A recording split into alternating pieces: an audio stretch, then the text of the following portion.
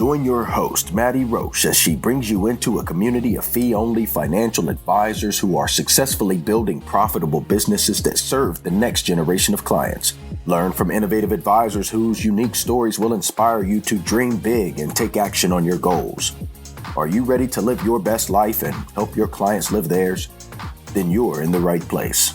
Hello, and welcome to this episode of XYPN Radio. I'm Maddie Roche, your host. I'm honored to interview Scott Gill, XYPN Senior Compliance Consultant, and Abby Morton, an XYPN member and owner of Goldman Financial Planning, a fee-only firm out of Maine, on the show today. Scott and Abby work together through XYPN's compliance coaching program. And as a large existing member firm, Abby has specific compliance needs that Scott and his team can help her with. Abby works with over 260 clients, some on the AUM model, some on the retainer model, and some financial planning only. As she approached her looming SEC registration, she had a long list of questions that she needed expertise to answer. Since starting to work together, Scott and Abby have been able to implement a culture of compliance into her firm, addressing supervisory needs, documentation protocol, and consistent oversight. Abby talks about how she's been able to gain confidence in her processes and program, and now doesn't fear an SEC audit. Although compliance can take time and requires energy and focus, it can be fun and interesting too. Abby explains how she feels like a weight has been lifted off of her shoulders now that she works with Scott. And Scott explains how members like Abby, who take the right attitude towards compliance, can sleep well at night, knowing that they're doing what's best for their firm and, most importantly, for their clients. If you're interested in how you can scale a compliance program with your scaling firm, this episode is for you. Avocado toast, selfies, a mountain of student loan debt. Gen Y is anything but traditional, and with over 75 million people, it's a population you don't want to ignore.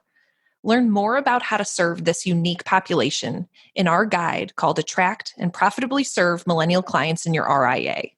Discover 3 key ways to tap into the millennial market and 6 things that they want from their financial advisor. Visit xyplanningnetwork.com/millennials for your free copy. You can find any of the resources we mentioned during the episode at xyplanningnetwork.com/270. Also, be sure to go to xyplanningnetwork.com/VIP to join our private group just for XYPN radio listeners. It's the community of advisors we've all been looking for that's there to provide support when we need it the most. Best of all, it's free. I encourage you to check it out. Again, that's xyplanningnetwork.com/VIP. Without further ado, here's my interview with Scott and Abby.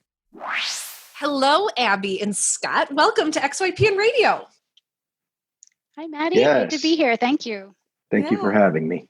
I'm looking forward to talking to both of you about your expertise. Abby, you as a firm owner, deep into this journey, and Scott, you as an expert in compliance, how you can help advisors like Abby continue to navigate the waters of compliance. So Abby, let's start with you. I would love kind of high level about your firm. Who do you work with? Where you're located? Things like that. Sure. My firm's name is Goldman Financial Planning. So we're right smack in the middle of a rebranding effort, so we're actually going to be changing that soon. And Scott's helping us with that as well. We have offices in Falmouth, Maine, which is southern Maine, and then we have an office in Bangor, Maine, which is where I'm located, and that's more central Maine. I work in the Bangor office with one member of our client service team, so I'm in the smaller office. But I do compliance throughout the firm, so I go back and forth. And obviously, we use technology to make that work for us. Awesome. And how many clients are you servicing?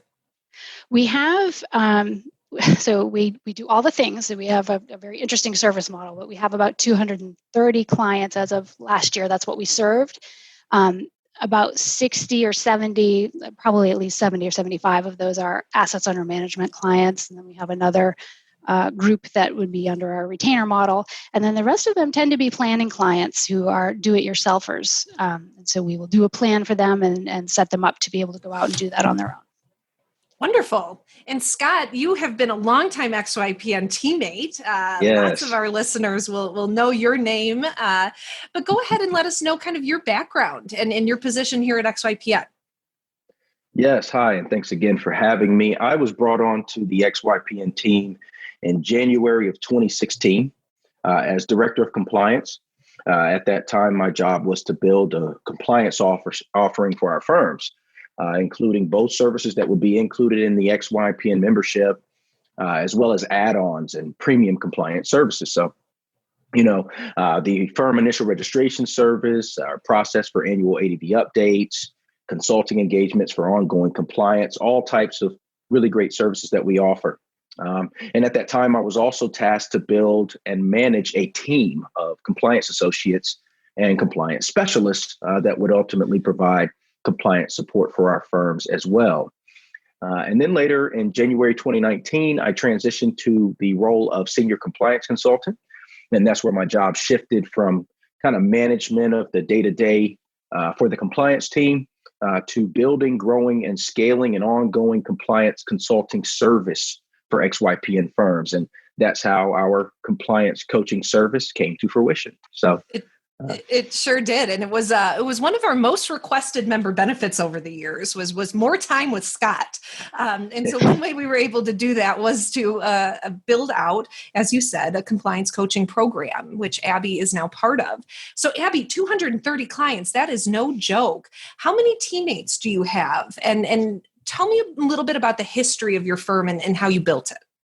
Yeah, so there are, in the firm and its current iteration that I'm in now is it's 8 total people, and we have 4 CFPs. We have another fellow who is a portfolio manager, and we have 3 client service experts. One of them is part-time. So I started my own business many years ago, back in 2004, as just an hourly planner. And did that for a long time, for about 14 years. And then I merged in 2018 with my partner, Michael Goldman. And so he had an assets under management business and was doing retainer as well. So we merged our firms. And so I brought in many planning clients, and he already had planning clients as well. So when we merged, it was a much bigger operation. Awesome. And what was it like to launch your firm that many years ago? Were you the one that was kind of drafting the ADVs and the documents that needed to go to the state regulator? I did do that on my own. I was leaving a firm that I had been with for 5 years. They were a registered investment advisor in North Carolina, kind of a boutique value investing firm. So I knew something. I knew to take compliance seriously. We had a full-time compliance manager there who was a partner of the firm. And it was, for a small firm, it was still a fairly big investment advisor. And so I did have that behind me. I knew it was a big deal to stay on top of compliance. So I knew I didn't want to manage assets. I was getting ready to have a family, and I wanted to keep things simple, and hourly was the way I chose to do that. So I did file all my own paperwork. I didn't have any clients yet, and I didn't have any kids yet. So I had, all the time in the world to be researching that. I am a longtime member of the Garrett Planning Network, and so they did have a little bit of a coaching program there. I wouldn't actually call it a coaching program, but they did have a compliance program there, and did a fairly good job of outlining what you needed to do. And I just made sure that I went, and I have no idea how many ADVs I looked at when I was doing my own, but it was a lot of time for a simple ADV process for a simple firm, but it did take me a long time to do it. So Abby, why did you join XYPN, that number of years into running your business? My partner and I were very curious about XYPN. We had been, again, longtime members of the Garrett Planning Network and of the NAPFA. So we were longstanding members there, and, XYPN had been on our radar for a while. And they're very, I think there are a lot of similarities in those associations, but we were curious about what XYPN was doing and wanted to be able to check it out. So I did membership. I signed up for membership, and we took it from there. Awesome. And Scott, I'm interested as we welcome members like Abby into the network who really have an established practice. We often encourage them to have a call with you and just get to know our program. What are some of the things you look for in terms of how you can help an advisor like Abby and her firm when it comes to compliance? Well, yeah. So, when we are doing kind of initial consultation calls, the first thing we want to do is we want to identify the pain points for that compliance program and where we can identify or locate areas of the most substantial risk for that compliance program. Every compliance program is a little bit different. And so what we have to do is we have to ask probing questions. All right. This allows us to kind of get to know the firm, so that we can create a customized and tailored experience for them.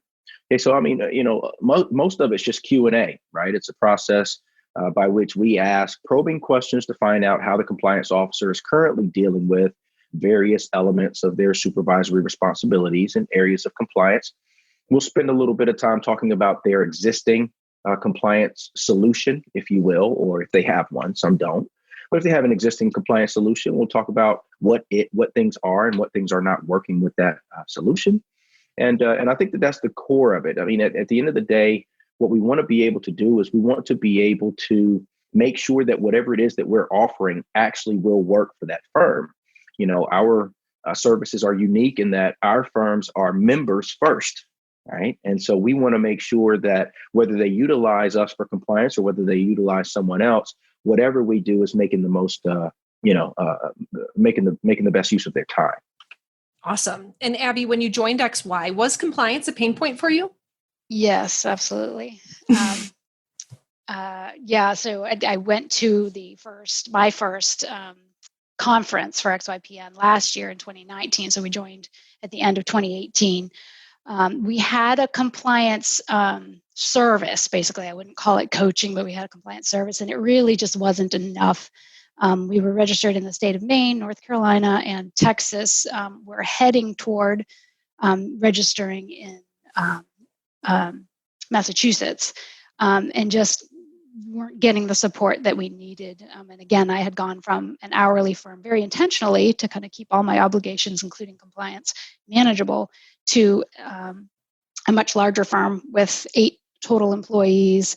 At that time, we were about 90 million, I guess, in assets, and headed barreling straight toward SEC registration. Wow. So it was definitely a pain point. I was trying to put together a compliance program. I talked with Scott at the conference about it, and went away feeling hopeful. We set up a meeting to talk about the program, and we had that initial meeting after the conference that Scott was just talking about. And I still remember how much better I felt after that meeting. It was like this weight had been lifted off. So just in that consultation, he answered, I had just pages and pages of questions, and I asked him a whole bunch of questions. He asked me about my pain points, and he had answers, which was all I wanted. I wanted someone to be able to answer those questions for me and help me prioritize. And so he answered a bunch of questions that were top of mind, and then just basically got immediately to work in putting together the action plan for putting together a stronger compliance program. Interesting that you're able to personalize the service, Scott, so much in your conversations with folks as they enter into the network. What do you look for in terms of how much do you let the member drive the conversation and the engagement with you? Well, yeah, and that's a very good question. I hope I can give you a decent answer, because quite honestly, I don't really know. When you get on the phone with someone who's in the process of running a compliance program, you usually encounter one of 3 scenarios, right? You're going to get a firm that already has a solution in place, but that solution isn't working. You're going to get a firm that has a solution in place and that solution is working, but maybe they're price shopping or they're just reevaluating the way they spend their time. And then you'll get a firm with absolutely no solution in place. All right. And so I guess the first part is to identify what type of firm you're dealing with. And then you begin to really hone in on what's going to make the most sense for that firm. And what that actually ends up looking like is time management. All right. And so one of the questions we ask in our initial consultation, we ask the CCO, okay, about how many hours per week or per month are you willing to spend on your compliance program? We don't ask how much do you currently spend. We don't ask how much do you want to spend. How much time are you willing to spend on your compliance program? And the reason we ask that is because the customization, or the source of what makes this customized, is that we travel at the pace of the firm.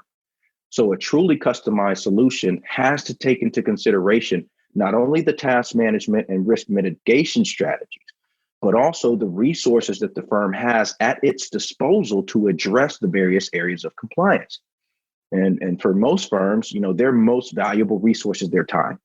And so that's kind of the core of how we customize, is by finding out how much time the compliance officer is willing to spend on their compliance program. and then creating a process that's going to fit within the framework of that time. Great. Go ahead, Abby. I could speak to that as well in terms of, I think Scott does a great job of prioritizing for the CCO, saying, this is what you should worry about, and don't get too far in the weeds on this right now, get in the weeds on that later. But I also have more than once completely hijacked the agenda of a meeting because I had a whole list of questions. And so he's good about, I can say, this is really paining me right now, or I'm in the middle of this project and I need help. And he's good about doing that. So I do think he lets the participant drive it to the extent that it's not derailing, and that you're not getting too far into the weeds on any particular issue. Yeah. And another piece, what were some of the thanks, first Abby. things you and Scott worked through, Abby? Some of the first things we worked through. I had, again, and I couldn't even tell you what all of those questions were. I just was kind of keeping a running log of things that I either didn't understand or didn't know how to approach, or just didn't know the answer to. Do we even have to do this thing? Those kinds of things. And almost always the answer is yes, we have to do that thing. But we did. We basically, he went through all our documents, and so had some questions about that, and we started just kind of streamlining processes. I think that's what our big focus was. And we also, again, were headed straight for SEC registration, so we were doing the things that we felt really needed to be double checking that these things were in order before we went to that level. Wonderful. Scott, thinking back on when you first met Abby at XYPN Live, what had Abby been doing right, given that there's kind of those three buckets that members fall into? How would you categorize Abby's previous compliance work? Based on just an initial impression, I would categorize Abby's firm as one with an existing solution. Okay. And I felt like that solution was working, but I felt like we could really benefit from reevaluating the way that the firm was utilizing their time, and almost provide a resource that would streamline processes so that the firm wouldn't end up spending too much time on compliance and can get back to what they're in business to do, which is servicing their clients. Yeah, great. Abby, how much time were you spending on compliance kind of prior to your relationship with Scott, and how much afterwards are you doing? I wouldn't say that the time commitment is very different, actually, but the effectiveness, I'm getting a lot more done with the time that I'm putting into it. So, compliance has obviously progressed from when I had a little firm and no clients to having clients and continuing to try to do things in the margins that you have to set aside time for it. And that's, the hard realization is you have to. And you also have to understand. So whether or not you have a compliance consultant, you have to have some basic level of understanding of the requirements. And so that just takes a certain amount of time. So I set aside time every month, every quarter, and every year for it. But I'm getting a lot more done, and all the projects are moving forward at a faster pace than they were before. Great. Scott, Abby says she's barreling towards SEC registration. Can you let our listeners know when does a firm have to register with the SEC? Because not everyone does, right? Right. Yeah, correct. So there's quite a few criteria that would trigger an SEC registration requirement for a firm. The most commonly known criteria for SEC registration is the large advisor criteria. And that's if you have AUM, or regulatory assets under management, of $100 million, right? And that's what everybody recognizes as kind of being that key point at which you have to register. There's a couple of states, most notably one state in New York, where if you have $25 million of assets under management, that's where the registration requirement would be triggered in New York. Right. And so that's probably the biggest one. There's a couple of others, like if you're a brand new advisor and you're just registering for the first time, and you feel that you will be eligible for SEC registration within 120 days of your registration effective date. Okay, you can register with the SEC. That one's tricky, though, because if you don't make it within that 120-day period, you have to go back and register in the state in which you are, where your principal place of business is located. And then just a couple of other kind of commonly known criteria. If you're a multi-state advisor, which means you are required to register in 15 or more states, then you are eligible for SEC registration. And then also if you're an internet advisor, like a robo-advisor, where you plan to have like an automated digital investment advisory program where you utilize a kind of computer algorithm to execute your transactions based on a risk profile from the client. Robo-advisors are required to register with the SEC as well. Fascinating. Yeah. Abby, I'm interested in what kind of the responsibilities of an SEC registered firm are in comparison to that of a state registered RIA. What changed when you registered with SEC for you? Well, I think they're more similar than different. Probably Scott can speak to that as well. But I think many states follow along pretty closely. I think, and I think one way or the other, we had just, the problem was that we had grown so much and so quickly, both with employees that need to be supervised. And so all of those processes need to be tightened up. I think it's just the idea of it's the SEC and not your friendly little state regulators. And, we knew our state regulators, we were cozy with them. And now we're kind of in this no man's land where we don't know anybody at the SEC and we're waiting for an audit. So, I think it's just, I think the big thing is that it's pretty commonly expected that after you register with the SEC within a year or so, you'll be audited. And so it kind of puts that right in front of you where you're basically preparing to be audited anytime. Wow. Scott, anything to add to that in terms of the difference between state registered and SEC registered? Yeah, absolutely. And it's hard to say across the board, right? Because there are so many different factors, right? Some of those factors would include the type of SEC registered firm that you are, right? As we were just discussing, there's different types of firms. Also, the state in which you're transitioning from, right? Because different states have different requirements. There will be some similarities and some differences between what the state requires and what the SEC requires. And also the size of the advisory practice, right? The size of the business really plays a huge part in the best practices for the workflows that feed into ongoing supervisory procedures. So those are probably the biggest factors I think that firms need to consider when you're transitioning from state to SEC registration.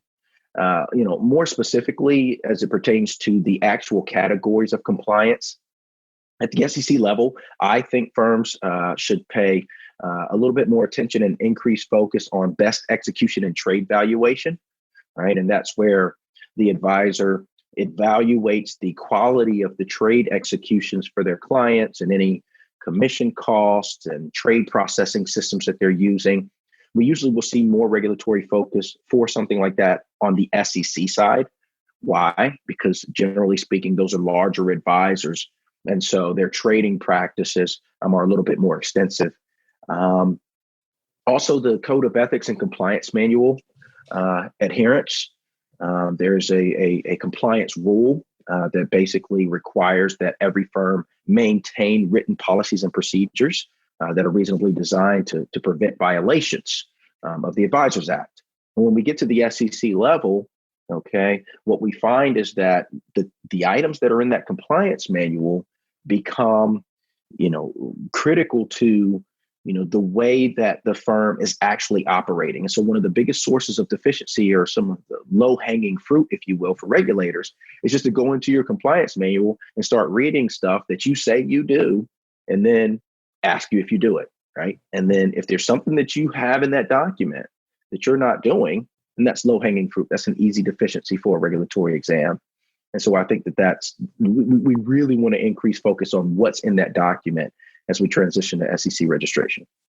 Interesting. Abby, I'm interested in, you mentioned an audit at the SEC level. You have yet to have that, although you suspect it's coming.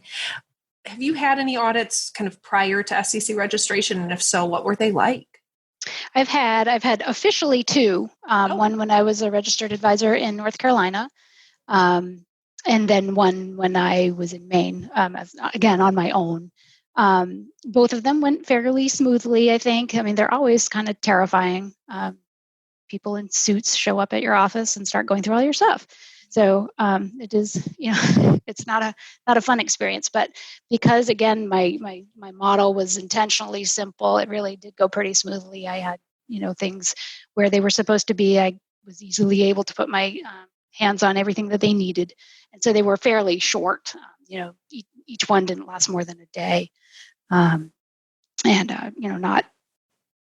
any deficiencies that were concerning, very, very small things. So they went pretty smoothly. When we, as a firm at Goldman Financial Planning in our larger firm, when we registered with the state of Massachusetts, that was basically an audit before they would allow us to register. And that was much more of an ordeal than either of my official audits had been. So they combed through documents, asked all kinds of questions about operations and procedures. And that was, it took us, I think it was over 2 months to actually get registered with Massachusetts, just because, it was over the holidays and it was a very kind of grueling process. So I would imagine that that level of detail would be more like what we would experience in an upcoming audit. Yeah. Abby, I loved what you said about not being able to do compliance in the margins, or just letting all of your tasks kind of fall to the wayside and pick up wherever and however you need as time goes on. How do you structure your week, your month, and your quarter around compliance? Yeah, I'm very intentional about it. I do set aside the time on the calendar and I defend it. So I take at least 2 days a month. And sometimes 3, depending, if I have a project that I know I could use a day to just set aside and work on, then I will do that. Quarterly, I set aside anywhere between 3 and 5 days, but I think really at a minimum I should have 4. So that's the quarters where you're doing the personal securities transactions, and we do have 8 people, so it takes some time, and you're reviewing email and doing all those tasks. So I do set aside about 4 days a quarter. And then annually, it's a couple of weeks actually to get through everything that we do. It doesn't have to be all at the same time, but in total, about a couple of weeks to get through all of the due diligence and the supervisory kind of tasks that we have to do. Yeah. Scott, when an advisor decides to take on an employee, how does that change their compliance responsibilities? I've heard you both reference kind of work around this employee and the types of supervisory review that you have to do for them. What goes into having an employee when it comes to compliance? Yes, absolutely. So very popular topic. We deal with it a lot. There's a couple of different critical points when you bring on an employee from a compliance perspective. Of course, the first is the initial onboarding process, right? When you're first getting an employee onboarded, you have to determine to what extent, right, your supervisory processes is going to apply to them. Okay. And ultimately what we're referring to is whether or not they will be considered a quote unquote access person, right? Will they be a person who has access to certain records of the firm that make them required to be supervised under the firm's code of ethics? And so that classification has to be made up front. Once you've made that classification, there's certain documentation you have to receive from them. I won't go too much into the weeds there, but how you supervise a person, right, is very much predicated on what they will be doing for your firm and what information they will have access to. And so where a lot of advisors kind of miss the buck on that initial onboarding process for employees is by not sitting down and taking the time to ask, okay, what information will they have access to? What information do they need, right? From a cybersecurity perspective, what systems will they have access to, right? And how does that access translate into compliance for our firm's privacy or for our clients' privacy policies, right? And so that's kind of the first piece, is the onboarding. After that is the ongoing supervision, right? You got to be checking their emails. You got to, check their correspondence, the written correspondence they have back and forth with clients, right? You have to know if they're receiving any gifts from clients, or if they're giving gifts to clients, or if they're doing political contributions or any outside business activities.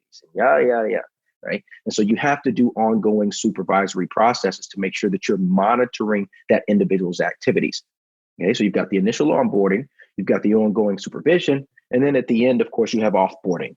Okay, when someone leaves your firm, You can't just let them continue to have access to your client's data after they've left, right? Or do you have the records from them that you need to maintain for the required 5-year books and records policy, right? So it does tremendously increase the nature of the ongoing supervisory responsibilities for each individual that you hire.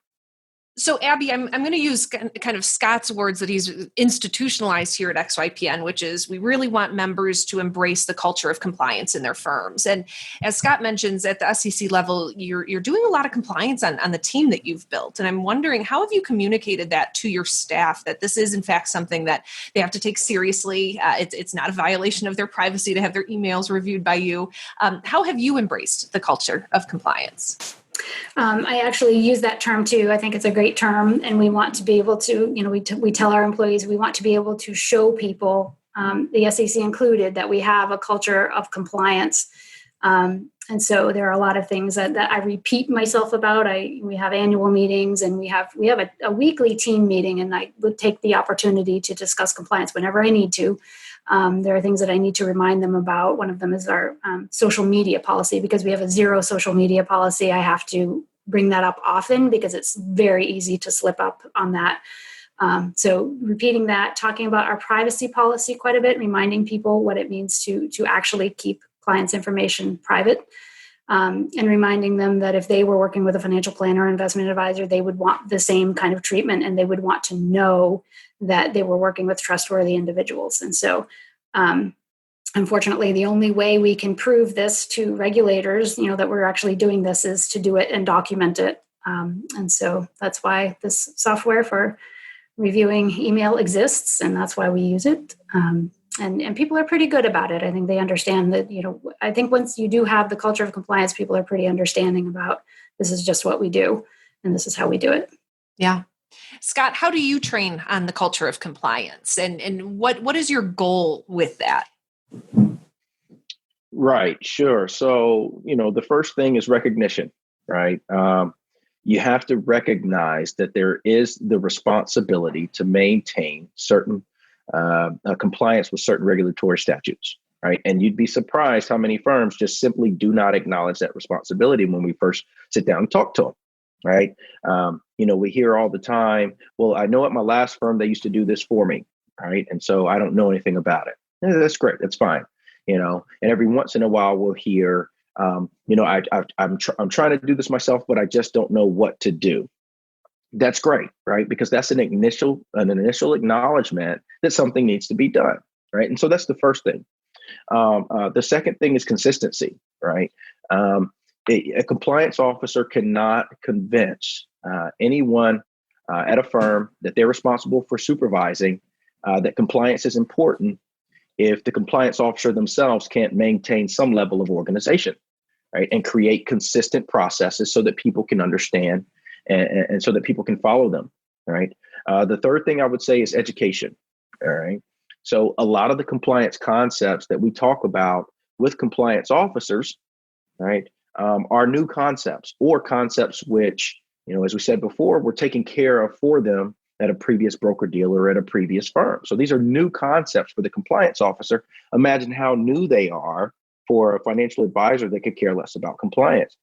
So if you don't educate people on just the basic compliance concepts, not only will they not know what to look for in their day-to-day, but they also will have a hard time following policies and procedures and processes that are put in place to maintain compliance. And so I think that's probably the three biggest components to building a culture of compliance.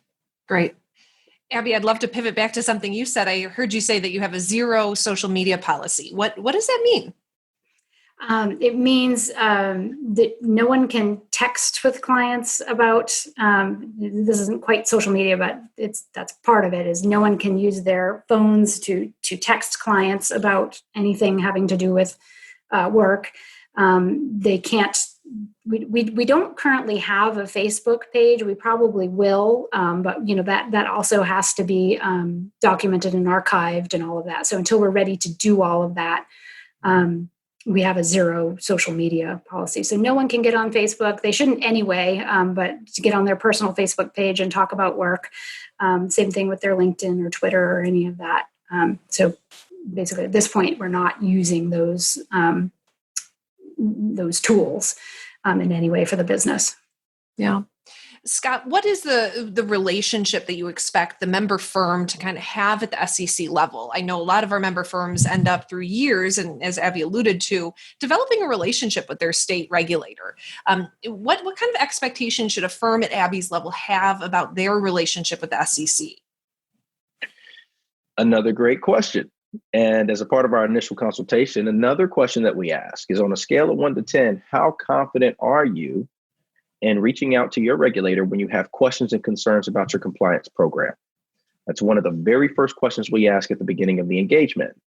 And the reason we ask that is not because we are going to tell them to reach out to the regulator. I could tell the CCO, hey, call your regulator. That's not why we ask. We ask because we want to know how much of a relationship they want to have with their regulator. If they don't want to have a relationship with their regulator, then that lets us know as the consultant that we're going to need to step in a little bit more often. And the other reason we ask that question is because we need to know how much coaching needs to go into the audit interview process. So in my opinion, the most nerve-wracking process of the whole exam is when you're sitting across from the regulator and they're asking you questions like you've done something wrong and they're interrogating you. That part needs, it's very easy to say too much, right, to try to defend yourself and to open up new cans of worms for regulators to look deeper into your firm and make your audit even more painful. And so we ask that question, right? And so I come into it with zero expectations. I let the firm or the CCO decide to what extent they want to have that relationship with their regulator, and I try to fill in the gaps based on what they've communicated to me in terms of their interest in fostering that relationship. Yeah, that really echoes the sentiment that Kingston Holman, another compliance consultant that we have on the team, during his podcast interview just 4 or 5 months ago, really talked about how to answer questions during the audit and to really think about what is the question that they're asking, because they're asking it specifically, they're asking it for a reason. And as you say, Scott, it's very easy to get distracted with all these other answers that does open kind of Pandora's box of compliance.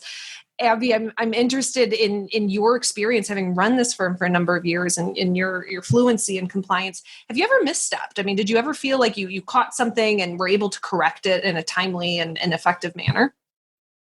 I would say, right now we're kind of we have a few open projects where we're just going back and looking at things where we might not have been monitoring things as strongly as we could have. So there were a couple of things. We switched to having me as the CCO review all the contracts as they come in. And what I noticed was there was a miscommunication or misunderstanding in the firm as to how things should be. It's a little bit hard to describe without looking at our contract, but there are certain things that kind of need to be checked off and circled as to what service we're providing. And it was a little unclear. So there were like too many things being checked off and circled. And so the terms that we were giving to the client were not clear. And so by kind of changing that process so that I'm looking at every contract that comes through, we kind of caught that and were able to correct it and make sure that everyone was on the same page. That I took the advantage of having a meeting time to talk about this is how we're going to fill out the contracts going forward for these different services. We also found, in just kind of going back through our trades, that clients were being billed for fees that they should not have been. And so I was very, very glad to have found it and corrected it. So all the clients have been reimbursed. As soon as we found it, we brought it to it. It wasn't our fault, but we should have found it, and I'm glad that we did. So it was the custodian's fault. They were reimbursed, and we took care of that. But I would much rather have it be me that finds it than a regulator. Absolutely.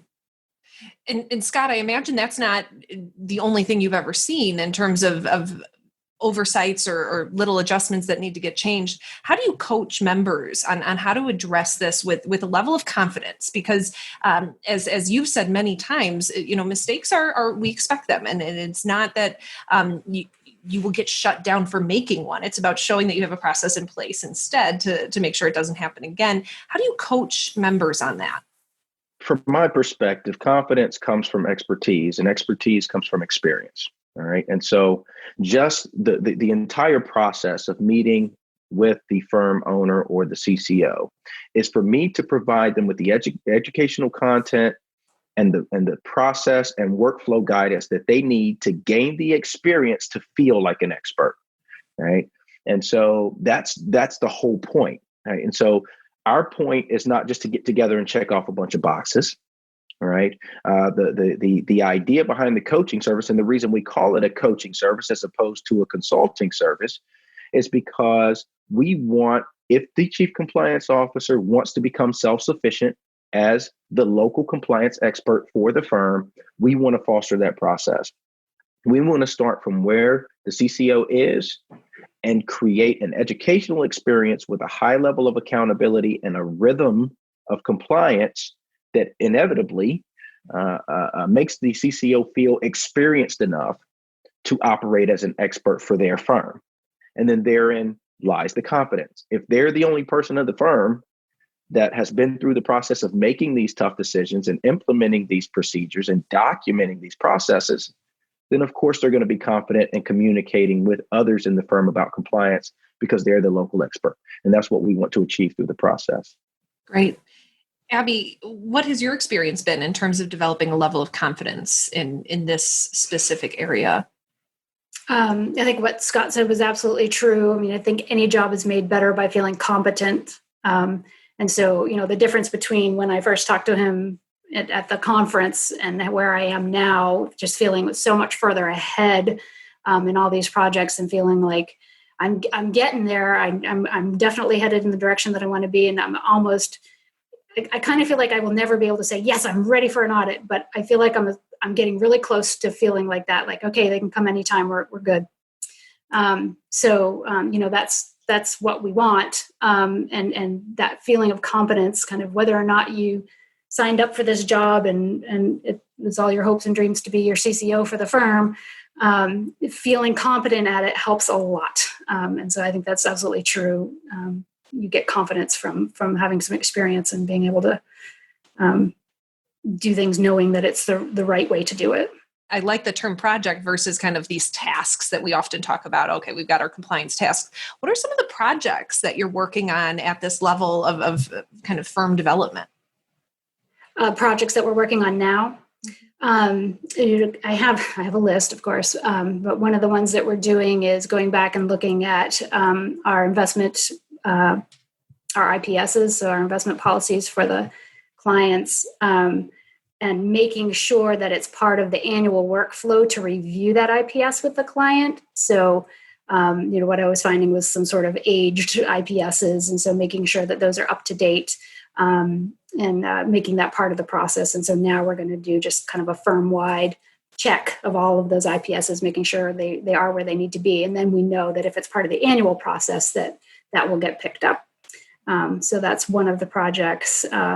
We've done a couple of things. Sometimes they involve doing something with our CRM, adding a special field or something like that, so that we can systematize data that has to do with compliance dates and compliance obligations. So that's been some tech things just to help us be more organized around our compliance efforts.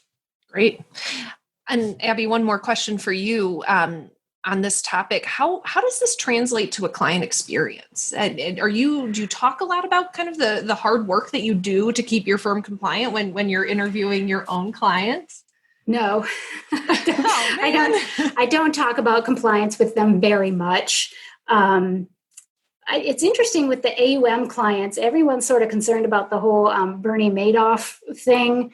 And it is interesting to talk with people about, hey, we use Fidelity as a custodian. You will get two statements. You always have a statement from Fidelity and you will have a statement from us. And that's the way it should always be. If you go anywhere else, you should have a separate independent statement that shows you where your money is. And that's how you avoid that kind of issue. They don't ask a lot about it. I will let them know that I'm CCO and that takes a good portion of my time. That's one of my big roles at the firm. But I don't tell them a lot of the nitty gritty. Like they don't know that I read everybody's email and look at all their personal securities transactions and all of that. I wouldn't say it's a big part of that discussion. Do you have anyone at your firm who's itching to be the CCO? I do not have anybody who's itching to be it. We are looking at getting me a little bit of a deputy CCO, a deputy compliance person. And she is someone who's been in our client service team, and she's part-time. And she could use some flexibility. So it's kind of a perfect role for her because, we have deadlines for compliance, but it doesn't matter if she's doing it at 8:00 at night or 5:00 in the morning. It just doesn't matter as long as she's doing that. And my only requirement really is that it be a detail-oriented person because you really have to care about details and spreadsheets and whatnot. So this is looking like it might be a good fit, and that might help me be a little more efficient as well. Great. Scott, I'm interested in our use of technology and how we coach around kind of systematizing, as Abby says, some of these processes. We do offer technology to help with compliance. How much do you rely on that tech versus kind of creating a process and a culture within a firm with the member when you work with them? Sure. Yeah. So I always describe an effective compliance program as having kind of three prongs, right? So you've got your documents. All right, these are the documents that you create to serve as the policies and procedures for your firm. You've got your workflows. Okay, these are the things you actually do to make sure that you're in compliance with those documents. Okay, and then you've got the documentation of your workflows, right? And so all three of those things, kind of if you envision a triangle with 3 points, all three of those things have to be connected. All right, and so you've got your documents, your workflows, and then your task management processes or task management tracking. The technology falls under that third category, right? Where, I always tell people with any piece of tech, garbage in, garbage out, right? So you can log into any software and click done, and go on with your day. But if you didn't actually do anything, right, to complete the task, then it's a moot point, right? You're just clicking something to make yourself feel better. So we have a variety of firms that like to operate in lots of different ways. The task management systems, by and large, are designed to create reminders so that people don't forget. Regulatory background, right? Just commentary on what various tasks mean, as well as a place to document or a place to track the actual work that's done for the compliance program. I rely on it heavily. I did when I was a compliance officer, and I rely on it heavily now. And the reason why is because it allows us to customize the technology specifically for the needs of the firm. We can change the frequency of the tasks. We can change the description of the tasks. And it allows me to keep tabs on what the advisors are doing in between our meetings. And so we'll get off of one meeting. Let's say we have a monthly engagement, and we'll say, okay, our goal is to complete the trading activity and the billing review task. Okay. And then 2 weeks later, when I'm sending the agenda for the meeting, I'll say, don't forget to complete those tasks. If I get on the call and those tasks haven't been completed, then I can understand, as we discussed earlier, what pace the advisor is moving. Right. And so that helps me customize their experience. And I've got some advisors, you tell them to complete 2 tasks and they'll complete 10. And I've got some advisors, we're still working on the first 4, right? 6 months later. And that's fine, because the point of this process is not for you to do what I say. It's for us to figure out a solution that's going to work for you and your firm. Love that individualization so much. Mm-hmm. If you can believe it, we are approaching our time together. I could keep talking compliance with Scott and Abby all day, of course. But Abby, I'm interested in words of advice from a woman who has really built her own firm and been the CCO for a long time. What advice do you have to another advisor who's thinking about either starting their firm or jumping into XY as an established firm when it comes to compliance support and your relationship with your compliance department over these years? I would say don't wait too long to get it. It's okay. Again, when you have 0 clients and maybe 0 kids and you've got all the time in the world to research compliance and do your own things and you have a simple model, that's one thing. But once you have a good set of clients and a plate full and you find yourself trying to find time to do it, it's probably time to get help, because what's happening is you don't have time to keep up with those tasks, and you also don't have time to keep up with the changes. You're not even hearing about them because you're not tuned in. So, bring in someone who can help with that. Case in point would be the Form CRS that was due today, which is a new form that everyone had to be, and it was on my radar. But at some point, Scott basically sent me a template and said, you need to fill this out because it's due on the 30th. And so, it's just good to have that person keeping you on track and knowing that, you won't, big things like that, big changes won't catch you off guard. So get the help before you think you need it, and just have someone on your side that can bring that extra level of intelligence to your process. Great advice.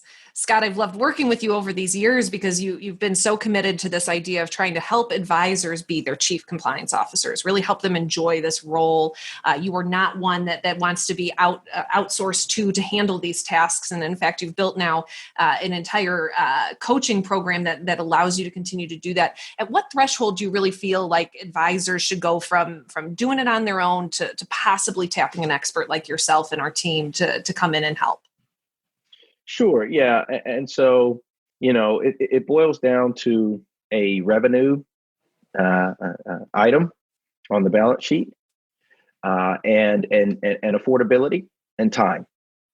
So at the end of the day, once a firm gets to SEC level registration, okay, that's the first kind of place where they're going to want to take a step back and take a look at their business model. One of the interesting things, though, about a lot of firms is that you've got multiple layers by which the firm generates revenue. Okay. Some firms are investment management services and financial planning services. Okay. And they may generate 50% of their revenue on investment management services and the other 50% on financial planning. So just the AUM alone is not an indicator of how much, in assets or in cash that the firm is generating from a gross revenue perspective every year.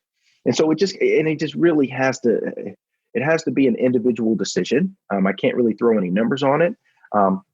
My personal opinion is that firms should consider always having at least 10% of their gross annual revenue set aside for operations and compliance. Most firms, when they first make that transition to bringing someone in-house, they will lump those two functionalities together because they are so closely related. Your operations deals with what systems you're using and your filing and your processes and your workflows that goes directly into your compliance program. So the advice that I would have for someone who's really thinking of going in that direction is make sure that you create some link between operations and compliance as you're going through that process. And then the rest, quite honestly, just boils down to revenue per advisor. You may have one advisor that's generating $250,000, $300,000 a year. Right? Or you may have one advisor that's only bringing in $40,000 a year. Your supervisory responsibilities over those two advisors are the same, but clearly you're going to have more gross revenue coming from the higher generating advisor that may allow you some flexibility to be able to hire compliance in-house. So it's a tough call. I think that this is kind of the evolution of the industry and where it's going. And I think that we will be able to really give some good input to a lot of advisors and compliance officers from a practice management standpoint as we move forward and receive feedback from firms. Awesome. Well, Abby, congrats on building the firm that you have and remaining the CCO for as long as you have. I've always so appreciated talking to members who really enjoy compliance because working alongside Scott over these years has made me fall in love with compliance. So I don't know how it does not translate to our members. Thank you, Abby, so much for being on the call today. Thanks for having me. It's been a pleasure to talk with you both. Yeah. And Scott, thank you so much for what you've done for XYPN and all of our member firms. I know you are probably the most complimented XYPN staff member we have because of this is such a sore subject for so many people, and you make it so fun and meaningful, and you connect it to the real why. So thank you, Scott. Oh, thank you. And I love you all. It's nice to speak to you. Thank you so much. Always. Avocado toast, selfies, a mountain of student loan debt. Gen Y is anything but traditional, and with over 75 million people, it's a population you don't want to ignore. Learn more about how to serve this unique population in our guide called Attract and Profitably Serve Millennial Clients in Your RIA. Discover 3 key ways to tap into the millennial market and 6 things that they want from their financial advisor. Visit xyplanningnetwork.com/millennials for your free copy. Be sure to join our VIP community at xyplanningnetwork.com/VIP to hang out with other XYPN radio listeners, ask questions for future mailbag episodes, and finally, to find a community of like-minded financial advisors. Thank you so much for joining me today. We'll see you next time. You are not alone and you are not crazy. It's scary starting, building, and growing your own financial planning firm, and that's why we put together a free private community just for you, the Cutting Edge Financial Planner. Go to xyplanningnetwork.com/VIP or text XYPN Radio to 33344 and join a network of thousands ready to change the lives of Gen X and Gen Y clients.